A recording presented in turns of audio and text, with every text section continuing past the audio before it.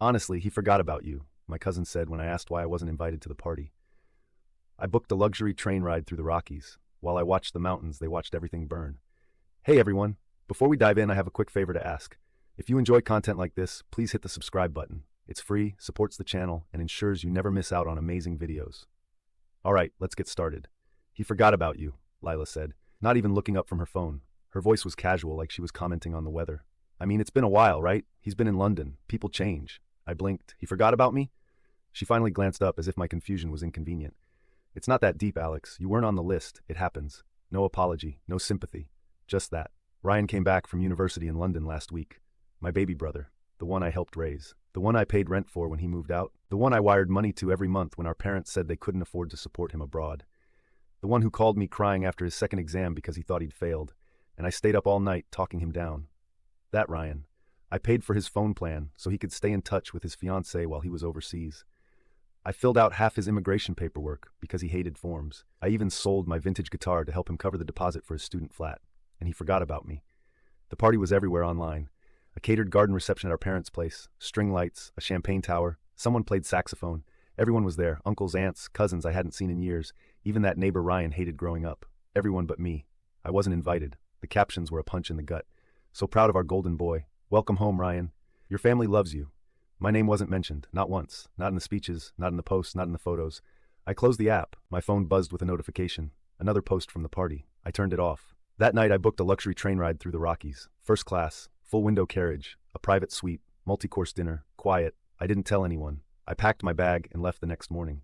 No explanations, no texts, no one noticed. While they toasted Ryan with champagne, I sipped black coffee in a leather seat, watching sunlight break across snowy peaks. The train hummed beneath me like a secret. The silence was better than any speech. If you don't make the guest list, make your own plans. You were the one who wanted to help. No one forced you. That's what my mother said when I asked why no one had invited me. Let me take you back. When Ryan got into grad school in London, our parents were thrilled, mostly because it meant they could brag. Our youngest is going international, they told everyone. He's always been the smart one. At every family dinner, every group call, Ryan was the star, I was the stage crew. Hidden, necessary, unseen. Who filled out the visa documents when Ryan didn't understand a word of legalese? Me.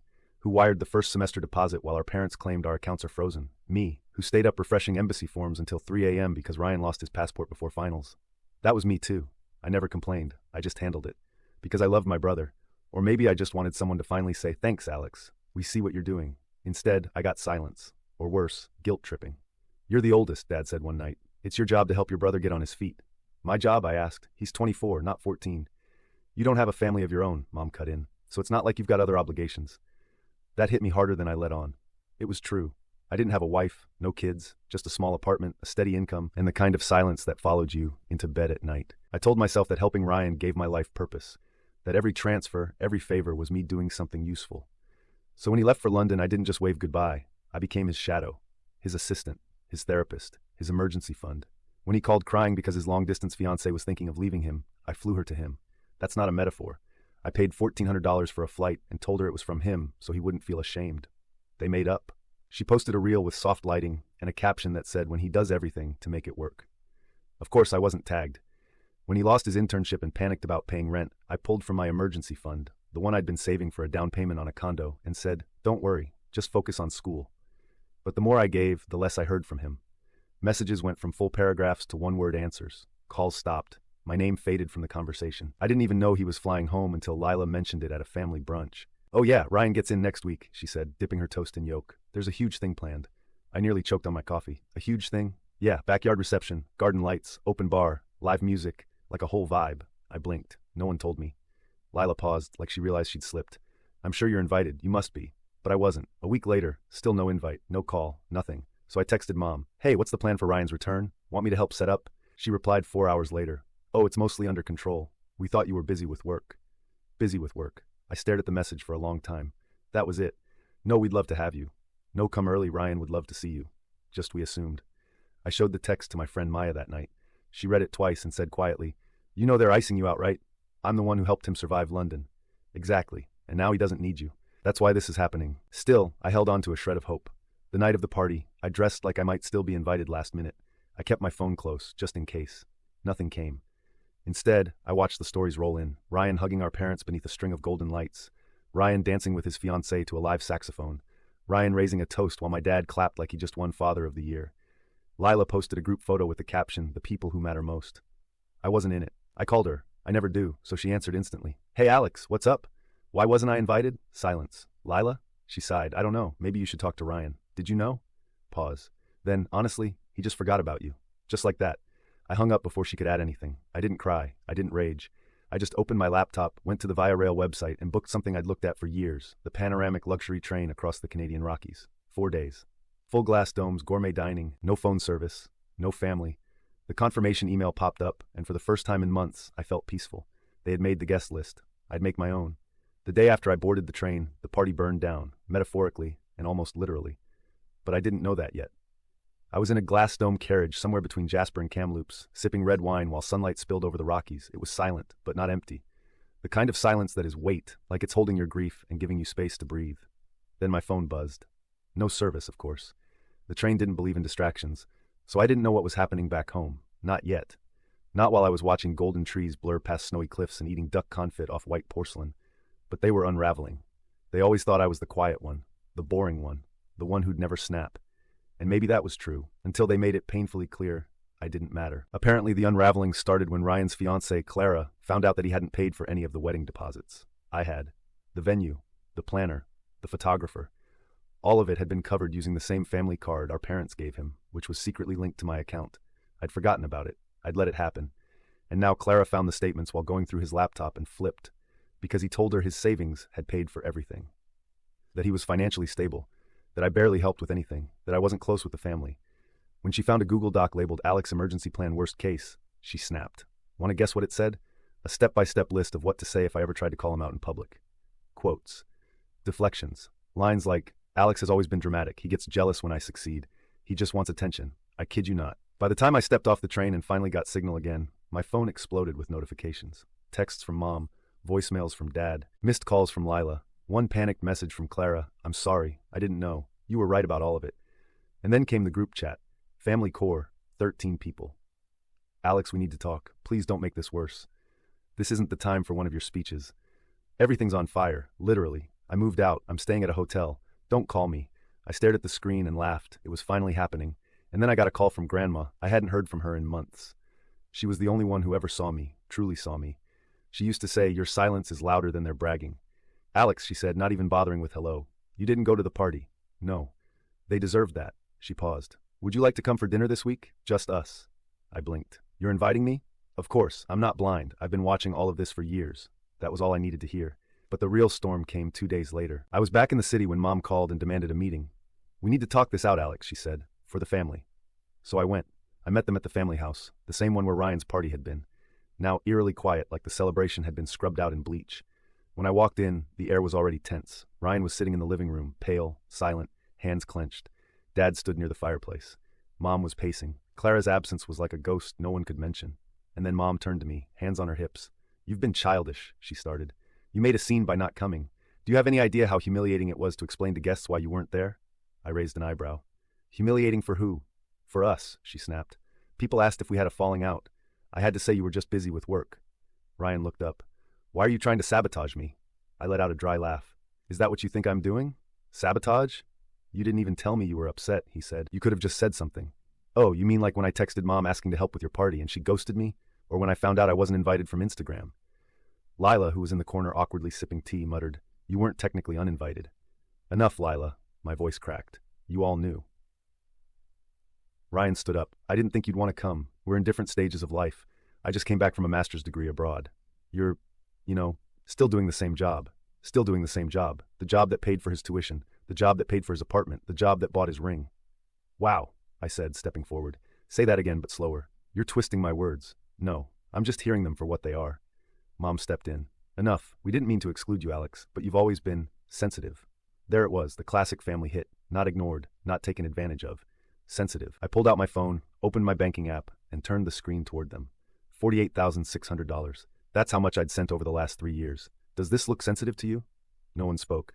"This is how much of my life I've handed over, quietly, willingly. And what did I get back? An Instagram story captioned the people who matter most." Dad rubbed his forehead.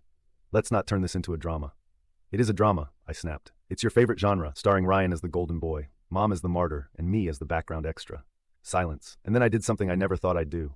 I walked to the mantel, picked up a family photo, Riot graduation, me cropped halfway out, and placed it face down. I'm done, I said, turning to them. Done helping, done paying, done being quiet. Alex, Mom whispered, you don't mean that. Ryan's voice cracked. You're my brother. I looked him in the eyes. No, I was your wallet. And then I walked out. I didn't look back when I left. Not because I didn't want to, but because I knew that if I did, something in me would hesitate. Something would try to forgive, to go back to being quiet. But that version of me didn't survive the living room that day. The silence that followed was deafening. No missed calls, no messages, no frantic apologies, just peace. The first night, I sat alone in my apartment and let myself feel it, the stillness, the weightlessness of not carrying anyone else's life. It was strange, almost disorienting, like taking off a backpack I forgot I was wearing for 10 years. And then on day 3, the messages began. The first was from my mother. You made your point. Enough already. The second from my father. Your brother's devastated. He hasn't eaten. Are you happy? I didn't reply, because I was happy. Not in a smug way, not in a vengeful way, but in a free way. The kind of happiness that feels like sunlight on skin after years in a basement. The irony? For the first time in my life, I didn't want to fix it. I didn't feel guilt. I didn't wonder if I went too far. Instead, I started living. I took myself to breakfast, sat in the corner of a cafe with no phone, just a book. I walked through the park listening to jazz. I deleted the family group chat. I changed the password to the shared Netflix account. Little things maybe, but they felt like reclaiming oxygen. Then on the 5th day, my cousin Lila called. I almost didn't answer. Hey, she said softly. Can we talk? About what? About what happened. I didn't know it would go this far. I laughed. Go this far? I wasn't invited to my own brother's party, Lila. She hesitated. I knew, she admitted. I knew you weren't invited. Ryan told me not to tell you. He said, Alex won't mind. He's always busy anyway. There it was, the mask finally slipping. I didn't speak. Clara left him, she said quickly, like pulling off a bandage. She moved out. She found the bank records. She found out everything about the trip to France. She's furious. Says she doesn't even know who he is. A pause. She also said you're the only reason she gave him a second chance back then. I felt the words sit heavy in my chest. Not painful, just real. Anyway, Lila said, her voice smaller now. I'm sorry, for playing along, for being a coward. I didn't say it was okay, because it wasn't. But I thanked her for telling the truth. The next day my phone rang. Dad. I let it ring. Then he texted, come for Sunday dinner. No pressure, just talk. I didn't respond. Because I wasn't ready to sit at that table again. Not as the same person who was once invisible there. On day 7, I got a message from Clara. You were right. About him. About all of it. I'm sorry. Thank you for everything you did. I just wish I had known sooner. I stared at her message for a long time. Not because it hurt, because it didn't. It felt like justice. Meanwhile, the family began to crack. My mother posted vague quotes on Facebook like forgiveness is divine, and some people need time to grow. My father sent passive-aggressive texts. We all have our roles in this family, Alex. You've always been the strong one, but I didn't want to be strong anymore. I wanted to be myself. So I started clearing the wreckage. I canceled the family card, changed the auto payment on Ryan's subscriptions, deleted myself from shared files, calendars, and accounts, left the group chat for good. Every action felt like a key turning in a lock, not to shut them out, but to let me out. I spent the next few days somewhere quiet, up in the mountains. No phone signal, no conversations, just air. And for the first time in years, I wasn't thinking about who needed something from me. I was thinking about what I needed. They thought I'd come back. They always do. That's the thing about people who use you. They assume you'll reset, that your boundaries are temporary, that your anger is performative, that you'll cool off, apologize, and go back to playing the role they cast you in. But not this time. Not after the silence. Not after the truth came out.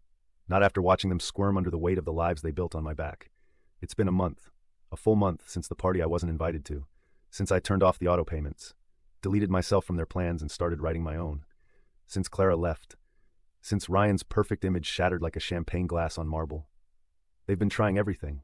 My mother left me a voicemail last week that started with, I raised you better than this, and ended with, this family is falling apart, and you're letting it happen.